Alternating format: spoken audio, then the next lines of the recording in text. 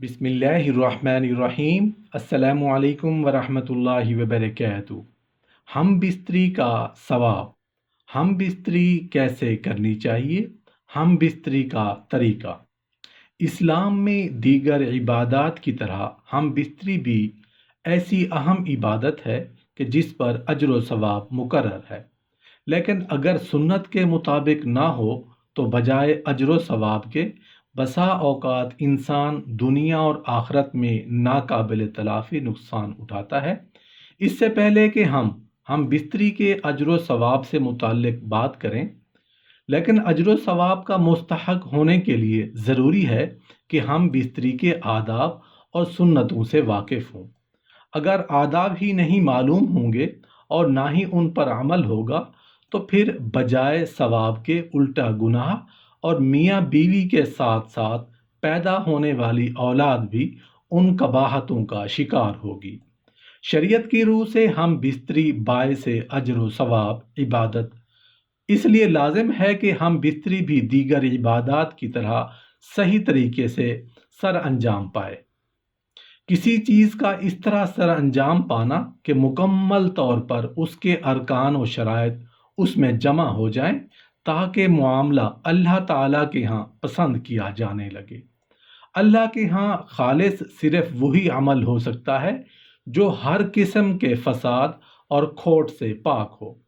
لہٰذا ہم عنوان کی مناسبت سے چند بنیادی مسائل بیان کرتے ہیں جن پر عمل کرنے سے ازدواجی زندگی نہ صرف لذیذ تر بلکہ عبادت بن جاتی ہے، بلکہ اولاد کے صحت مند اور صالح ہونے میں مدد ملتی ہے، اور اسی مسنون ہم بستری کی برکت سے اولاد صدقہ جاریہ ثابت ہوتی ہے۔ حالت حیض میں ہم بستری کرنا سخت گناہ ہے، اور ایسی ہم بستری نہ صرف میاں بیوی کی صحت اور ایسے محبت بھرے رشتے پر برے اثرات مرتب کرتی ہے، بلکہ اتباع کے مطابق حالت حیض میں اگر حمل ہو بھی جائے تو پیدا ہونے والی اولاد کے مخنث اور معذور پیدا ہونے کا سبب ہو سکتی ہے۔ اتباع کی تحقیق ہے کہ ہم بستری کے فوراً بعد پانی نہیں پینا چاہیے، ایسا کرنے سے دمہ کا مرض پیدا ہو جاتا ہے۔ اسی لیے معدہ پر ہونے کی حالت میں ہم بستری کرنے کو منع کیا گیا ہے، کیونکہ جب معدہ پر ہوتا ہے یعنی بھرا ہوا ہوتا ہے تو ہم بستری کی حرارت سے خشکی پیدا ہوتی ہے اور پیاس کا غلبہ ہوتا ہے۔ طب نبوی صلی اللہ علیہ وآلہ وسلم صاحب فقیہ کے حوالے سے لکھا ہے کہ کھڑے ہو کر ہم بستری کرنے سے بدن کمزور اور ضعیف ہو جاتا ہے، اور پیٹ بھرا ہوا ہونے کی حالت میں ہم بستری نہیں کرنی چاہیے، اس سے اولاد کند ذہن پیدا ہوتی ہے۔ طب یونانی کی بعض کتابوں میں لکھا ہے کہ کھڑے ہو کر ہم بستری کرنے سے رائشہ کا مرض ہو جاتا ہے۔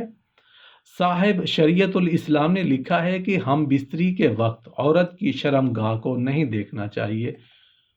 کیونکہ اس سے اندیشہ ہے کہ کہیں اولاد اندھی پیدا نہ ہو۔ مسئلہ کی روح سے اگرچہ شرم گاہ کو دیکھنا مباح اور عورت اور مرد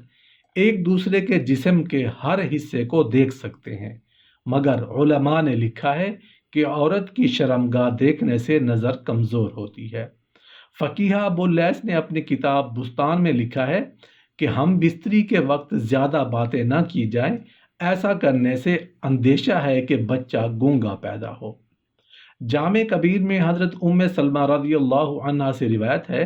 کہ جب کسی بیوی کی آنکھیں دکھنے آتی تھیں تو رسول اللہ صلی اللہ علیہ وآلہ وسلم اس سے قربت نہ فرماتے تھے جب تک کہ تندرست نہ ہو جائیں۔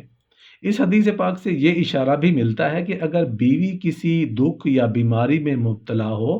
تو اس کی صحت کا اندازہ کیے بغیر ہم بستری کرنا مناسب نہیں ہوگا، اور عقل سلیم کا تقاضا بھی یہی ہے کہ بیوی بیماری کی حالت میں ہم بستری سے اجتناب کیا جائے، کیونکہ جذبات میں ہم آہنگی کے بغیر مباشرت کا لطف و سرور حاصل نہیں ہو سکتا۔ فقیہ ابو اللیث نے اپنی کتاب بستان میں لکھا ہے کہ ہم بستری کرنے کے لیے سب سے بہتر وقت رات کا آخری حصہ ہے، کیونکہ اول شب میں معدہ غذا سے پر ہوتا ہے، اور اول شب ہم بستری کرنے سے تمام شب ناپاکی کی حالت میں سونا پڑے گا۔ طب نبوی صلی اللہ علیہ وآلہ وسلم میں بھی بھرے پیٹ میں ہم بستری نہ کرنے کو لکھا گیا ہے۔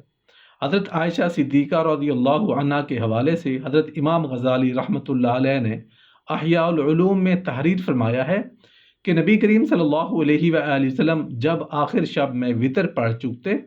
تو اگر آپ کو حاجت اپنی ازواج کی ہوتی تو ان سے قربت فرماتے، ورنہ جائے نماز پر لیٹ جاتے، یہاں تک کہ حضرت بلال رضی اللہ عنہ آپ کو نماز کی اطلاع دیتے۔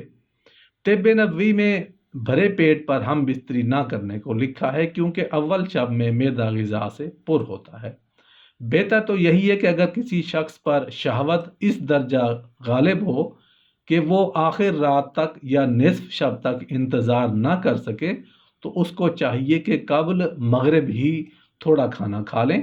شکم سیر ہو کر نہ کھائیں، تاکہ بعد عشاء جب مصروف عمل ہوں تو پورا معدہ غذا سے پر نہ ہو۔ حضرت ابو ذر غفاری رضی اللہ عنہ کا بیان ہے کہ نبی کریم صلی اللہ علیہ وآلہ وسلم نے فرمایا، تمہارا بیوی سے ہم بستری کرنا بھی اللہ تعالیٰ کے ہاں صدقہ شمار ہوتا ہے۔ عرض کیا گیا، یا رسول اللہ صلی اللہ علیہ وآلہ وسلم، جب کوئی ہم میں سے بتقاضائے شہوت ہم بستری کرتا ہے تو اس میں بھی اجر مقرر ہے؟ یہ بات ہماری سمجھ میں نہیں آئی۔ فرمایا، مجھے بتاؤ کہ اگر کوئی شخص حرام طریقے سے اپنی حاجت پوری کرے گا تو اس پر وہ گناہ گار ہے کہ نہیں؟ اسی طرح اگر وہ حرام کی بجائے حلال راستہ اختیار کرے گا تو اس میں اسے ثواب ملے گا۔ حضرت ابو ہریرہ رضی اللہ عنہ کا بیان ہے کہ رسول اللہ صلی اللہ علیہ وآلہ وسلم نے فرمایا کہ کیا تم میں سے کسی کے لیے مشکل یا ناممکن ہے کہ ہر جمعرات بیوی سے جمع یعنی ہم بستری کرے اور وہ اجر پائے، ایک اپنے غسل کا اور دوسرا بیوی کے غسل کا؟ یعنی جب ہم بستری روزمرہ زندگی کا حصہ ہی ہے تو کیا یہ بہتر نہیں کہ جمعرات کو ملحوظ رکھا جائے تاکہ اجر بھی ملے اور معمولات جمعہ کے دوران طبیعت بھی مضطرب نہ ہو؟ یہی وجہ ہے کہ جمعرات کو ہم بستری مستحب ہے۔